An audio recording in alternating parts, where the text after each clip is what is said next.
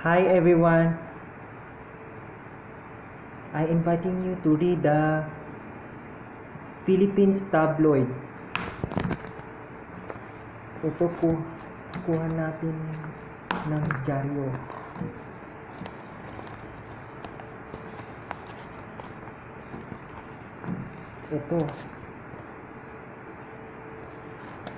Ito mas mabili ng dyaryo na Tempo.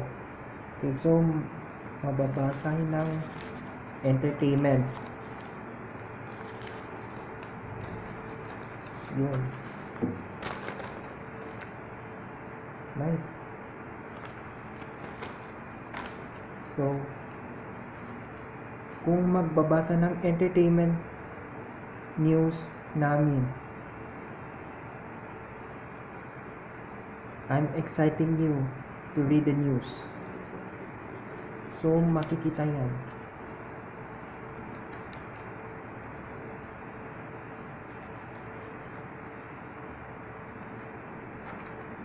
Basahin ng balita. Number from page 1.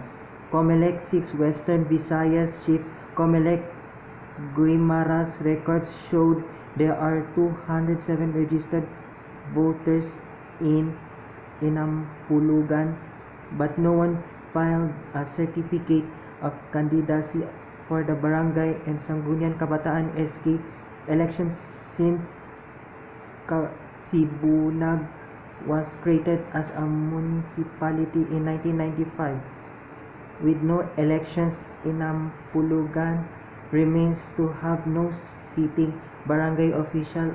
Ausan said, but Ausan said that Inampulugan residents do vote during local and national elections during the synchronized national and local elections.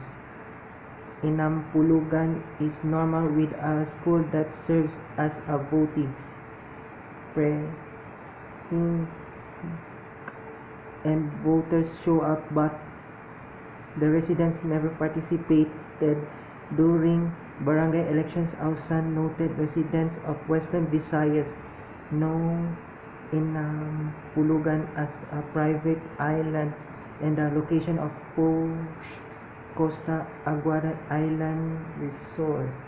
Many residents of Guimaras have never been to the island due to distance.